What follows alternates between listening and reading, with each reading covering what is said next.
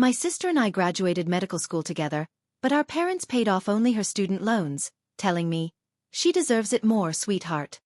When they showed up to celebrate her debt-free status, they weren't expecting the surprise I had waiting.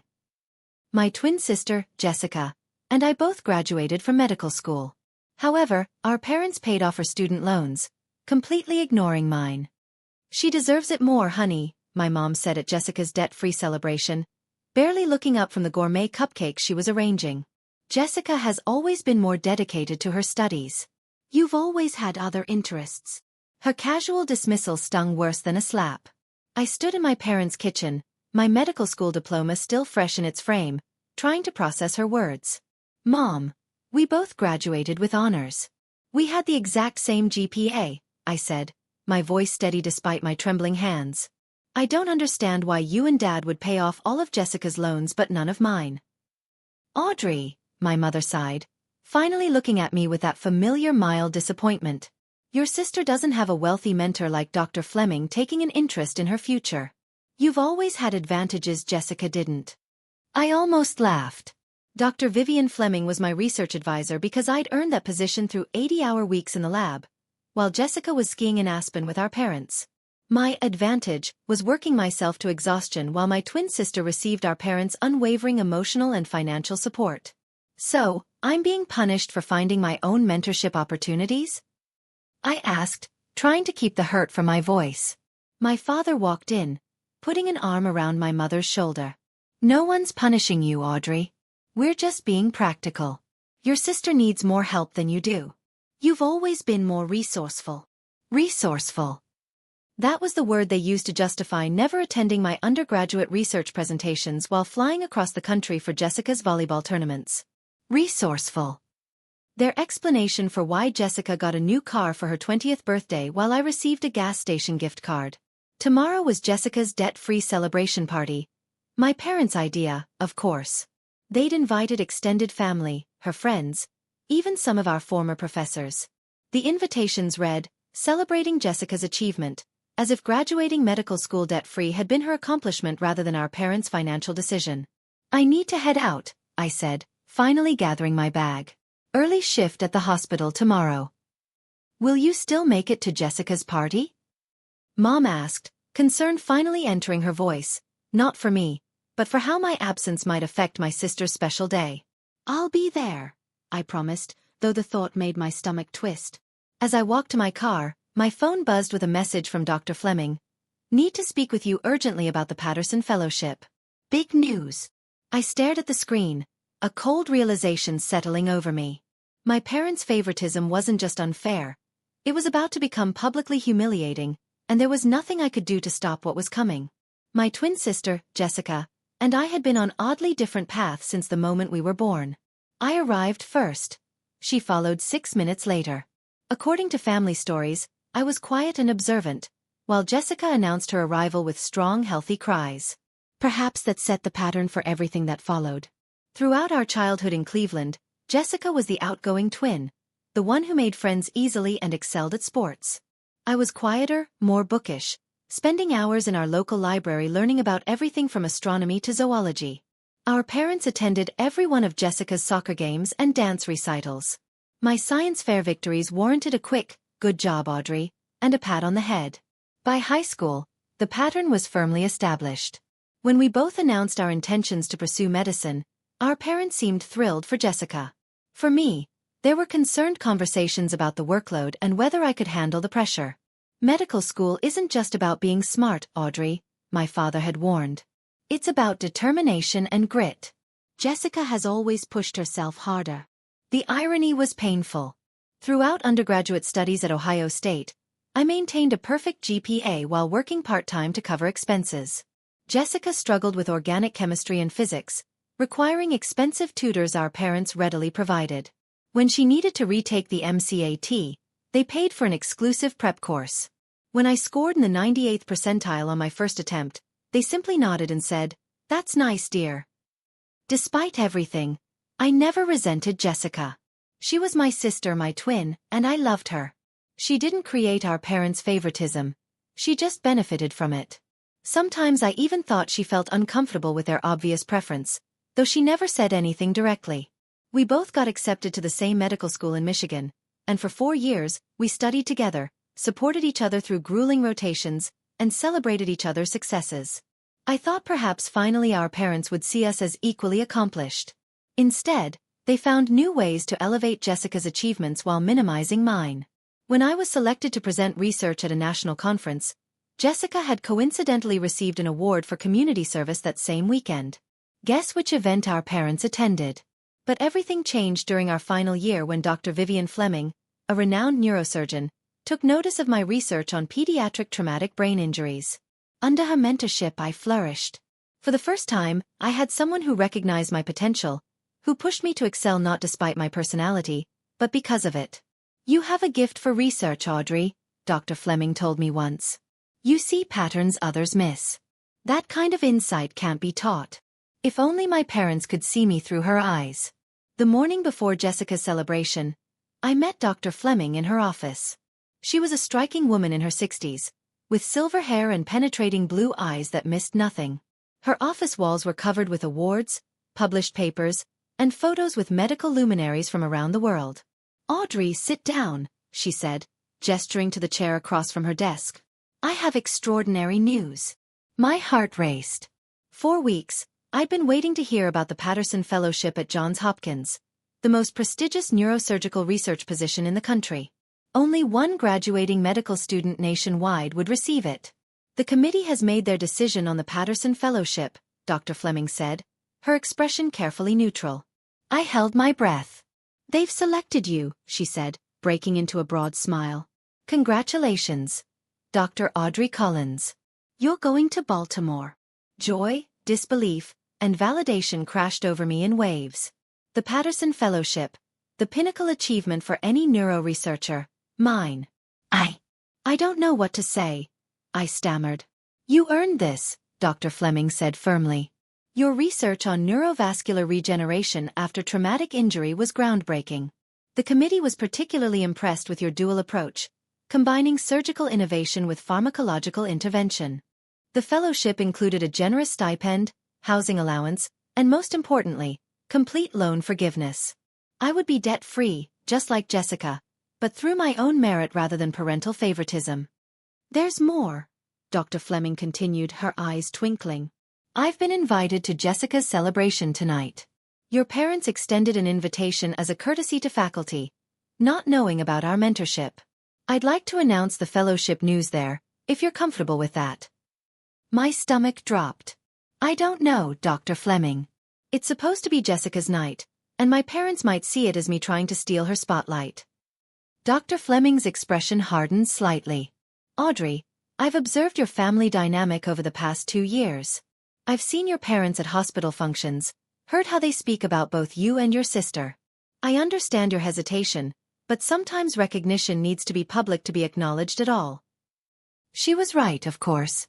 If my parents heard about the fellowship privately, they'd find a way to minimize it or attribute it to luck rather than achievement. "Okay," I nodded slowly. "You can announce it." As I left her office, my phone buzzed with a text from Jessica. "Mom's going overboard for tonight. It's embarrassing. Wish she'd put this much effort into celebrating both of us graduating. See you there, love." I stared at the message, confused.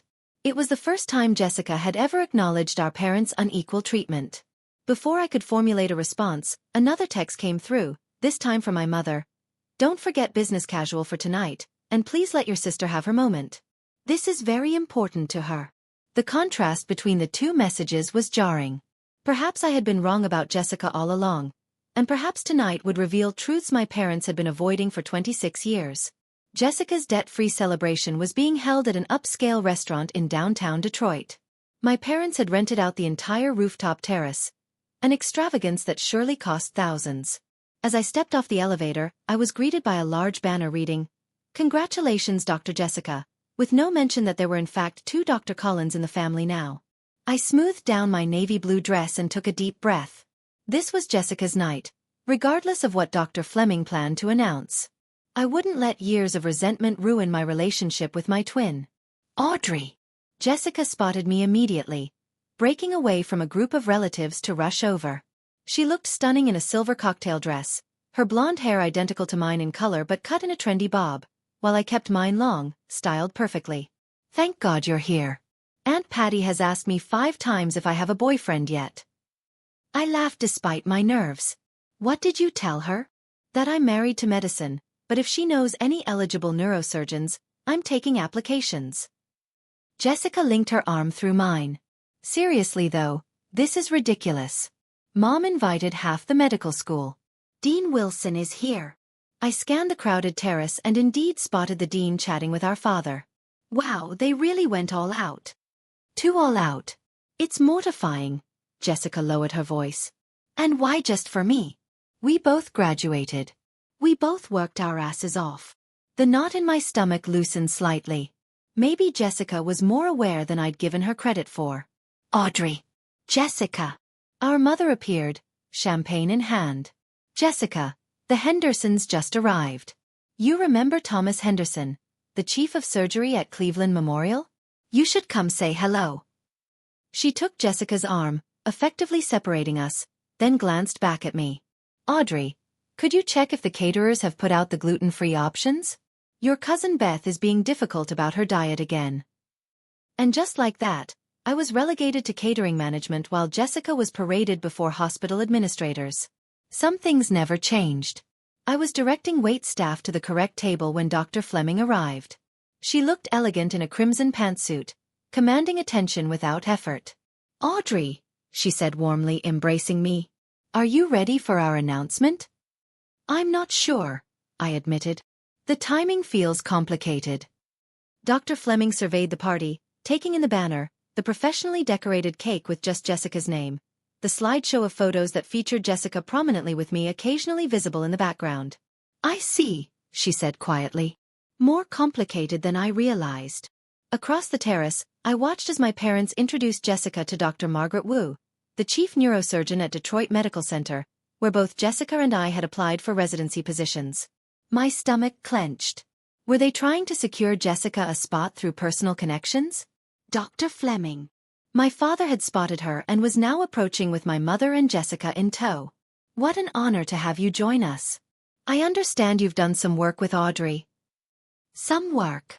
Dr. Fleming raised an eyebrow. Audrey has been my primary research partner for the past 2 years.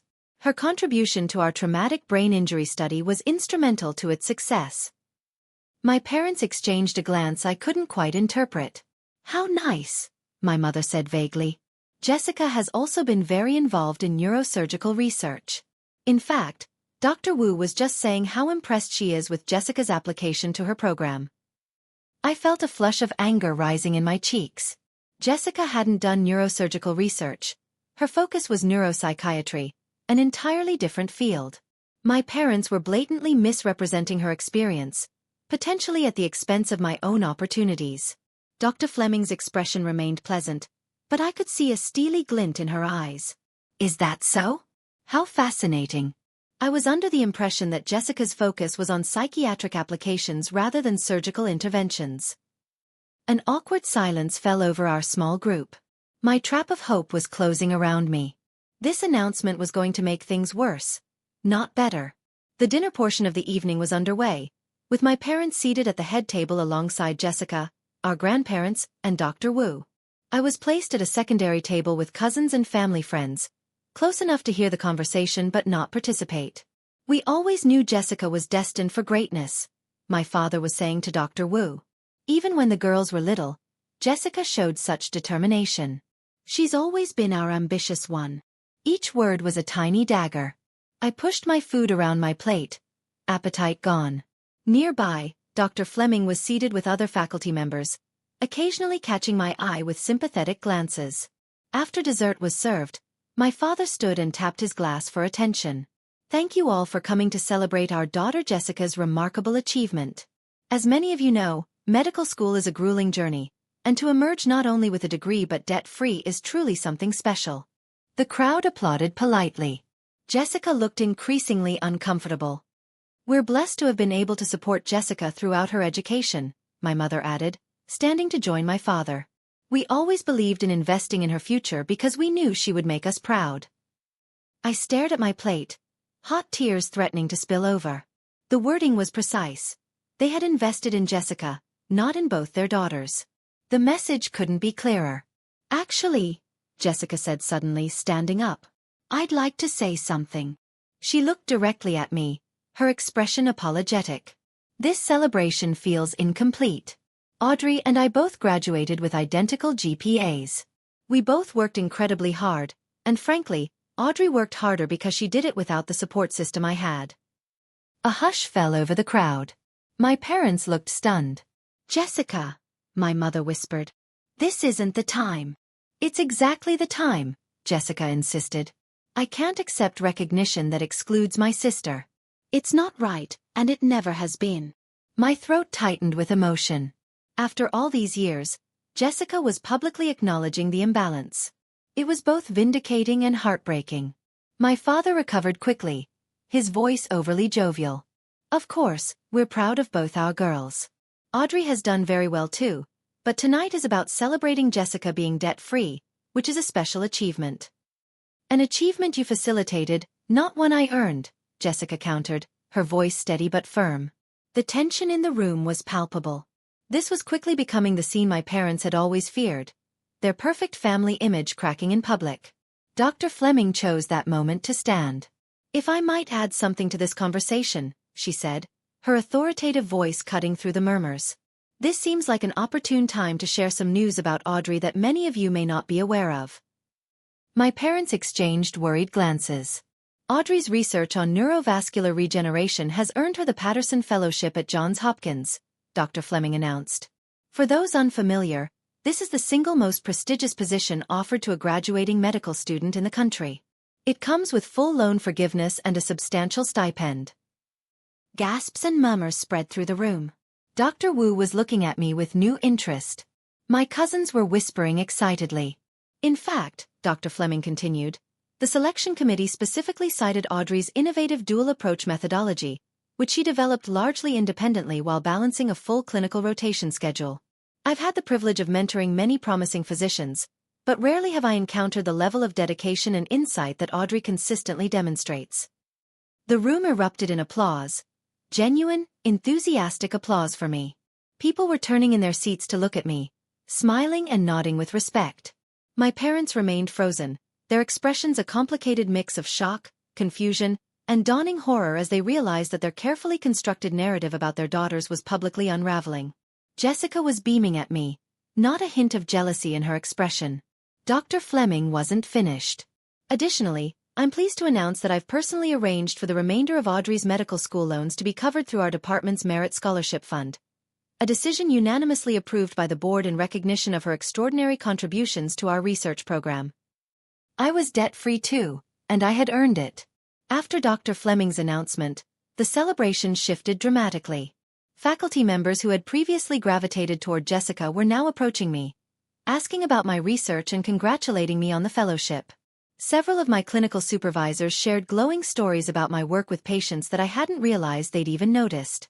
My parents remained at their table, shock still evident on their faces.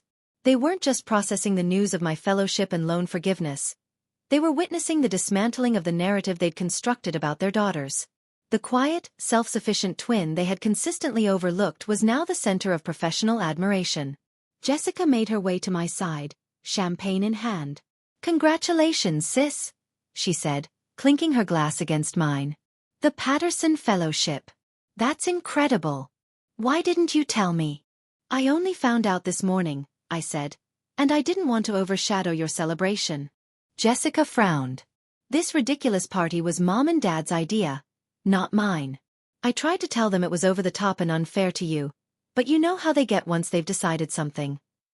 "You did?" I asked, surprised. "Of course I did."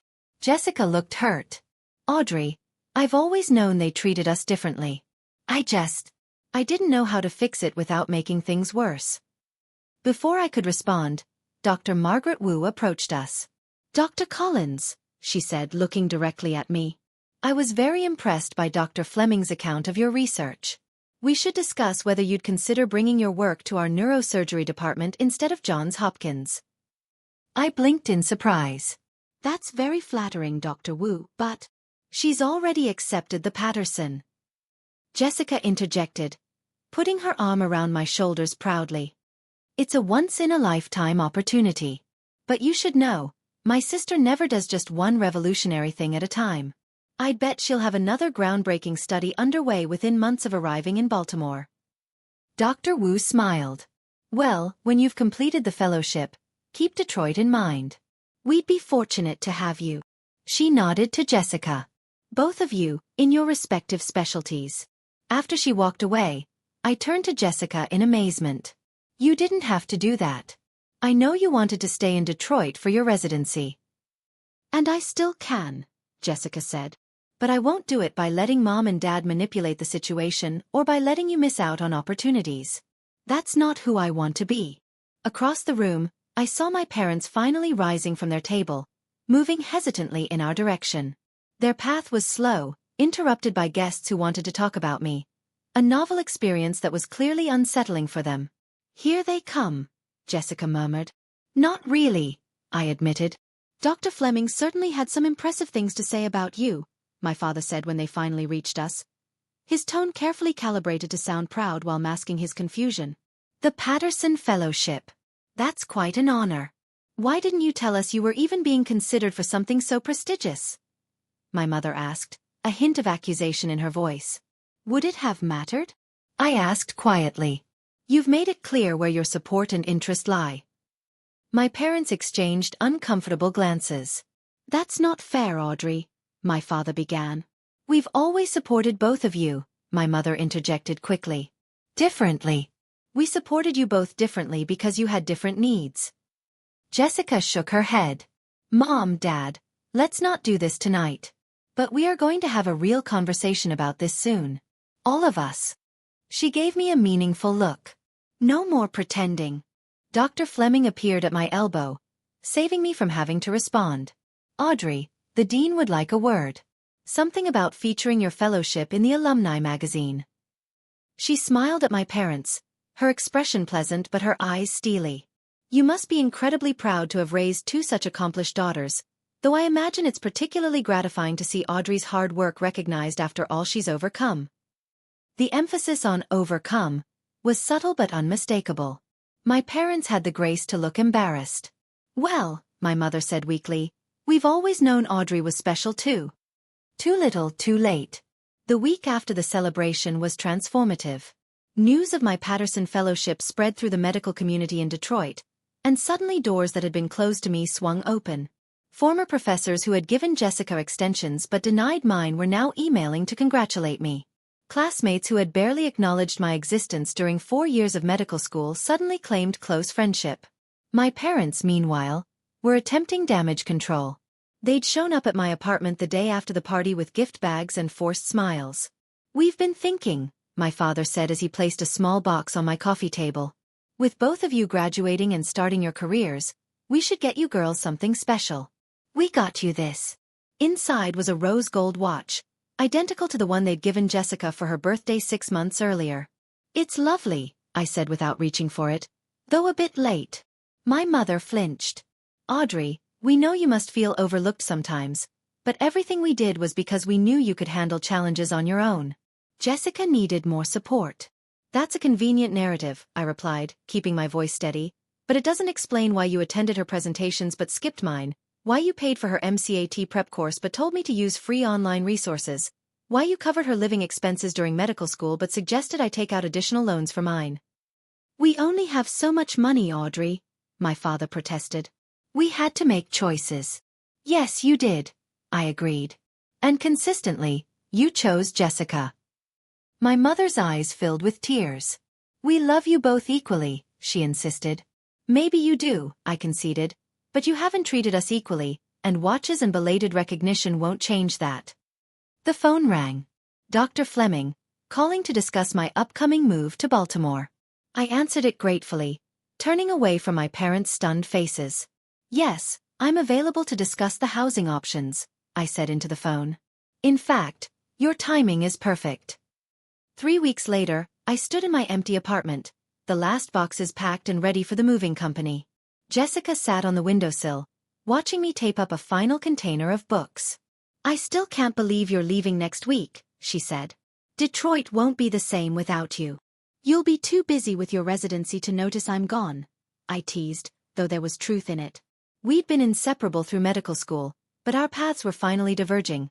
Mine to Johns Hopkins, her staying at Detroit Medical. I keep thinking about what Mom and Dad did, Jessica said suddenly. Or didn't do, I guess. All these years, I thought I was the lucky one because they paid more attention to me, but they were really holding me back, making me dependent on their approval. I sat beside her on the windowsill. You didn't do anything wrong, Jess. I didn't do enough right either, she countered. I should have spoken up sooner. She sighed. They're devastated, you know. Mom keeps crying about how you must hate them. Dad's telling everyone who'll listen about his brilliant daughter at Johns Hopkins, like he personally funded your research. Let them, I said, surprising myself with how little it bothered me now. Their approval doesn't define me anymore. And it was true. The constant ache of seeking validation from parents who would never truly see me had finally subsided. Dr. Fleming's mentorship had shown me what genuine support looked like. Challenging me when I needed it, pushing me, defending me when I needed protection, and always seeing my potential without qualification. So what happens now? Jessica asked. With us, I mean. I took her hand. We find our own way forward, without the competition they created between us. I'd like that, Jessica smiled, squeezing my hand. Dr. Audrey Collins, Patterson Fellow. I'm so proud of you, sis. For the first time in years, I felt completely at peace. The path ahead was challenging but clear, and entirely mine to navigate on my own terms.